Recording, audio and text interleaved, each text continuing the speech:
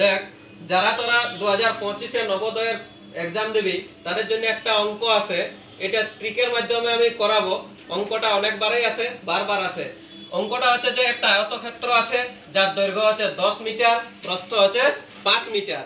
ভিতরের দিকে আয়তক্ষেত্রের ভিতরের দিকে একটা 3 মিটার চৌড়া রাস্তা আছে। তাহলে রাস্তাটির ক্ষেত্রফল নির্ণয় করো।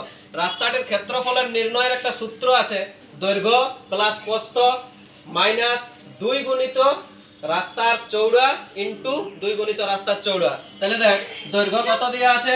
দৈর্ঘ্য দেয়া আছে 10, প্রস্থ কত 5, মাইনাস রাস্তা কত মিটার চৌড়া আছে? 3 মিটার। 3 মিটার 2 গুণিত 3 ইনটু 2 গুণিত 3, মানে 10 আর 5 15 বিযুক্ত 6 গুণিত 6। তাহলে 15 বিযুক্ত 6 সমান 9 গুণিত 6, 6 নাম কত? 54 মিটার স্কয়ার। কার কার এসেছে তোদের? কার কার এসেছে?